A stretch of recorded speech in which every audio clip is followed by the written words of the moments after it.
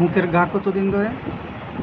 মুখের ঘা তো প্রায় যে এই ঘাটা ইদারিং দিলে, মানে আগে ঘা হইতো ঠোঁটে জিবলায় সাদা হইয়া, মানে সাদা হয়ে যেত, পানি লাগলে জ্বলতো, এখন ওইটা আর হয় না।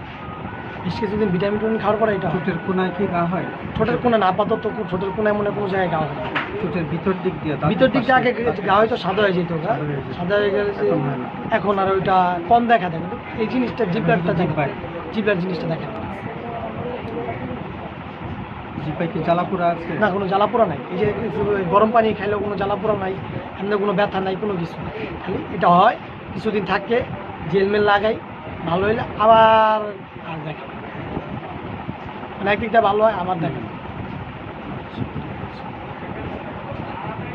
মেডিসিন বিভাগে ডাক্তার দেখাইছিলাম, ডাক্তার বলে যে এটা ভিটামিন খেতে হইব, চলমান প্রক্রিয়া থাকে, বিভিন্ন কথা।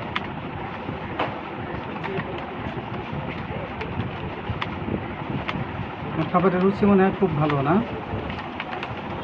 খাবারের রুচিটা ইদারিং একটু ভাত কম খাইতেছে। কেন?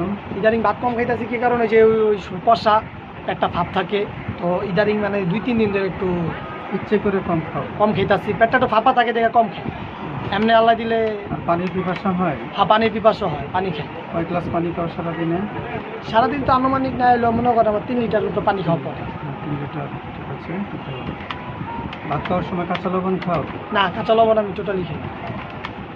শরীর ঘামে কেমন গরমে? শরীর গরমে মনে করেন যদি প্রায় শরীর সব ভিজে যাবো। অন্যদের চেয়ে বেশি মনে হয় ঘামটা? ঘামটা এত বেশি মনে হয় না, মানে বেশি গরম থাকলে স্বাভাবিক ঘাম যেটা। ঘামে গন্ধ থাকে? ঘামে তো স্বাভাবিক একটু গন্ধ থাকে। আর কাপড় গেঞ্জি ভিজলে গেঞ্জিতে দাগ পরে?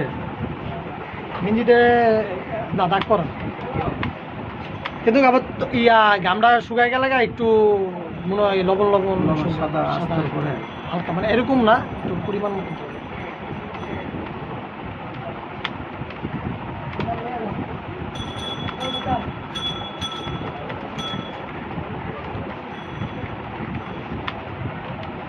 এই সমস্যাটা বেশি একদম অতিরিক্ত যখন গরম পড়ে না, অতিরিক্ত গরম পড়লে এটাও হয়। রাতে ঘুম হয়? হ্যাঁ, আল্লাহ দিলে আলহামদুলিল্লাহ দিলে রাইতে ঘুমাই, রাইতে ঘুমাই। শীত গরম কোনটা ভালো লাগে? শীত গরম দুইটাই ভালো লাগে। কষ্ট হয় না?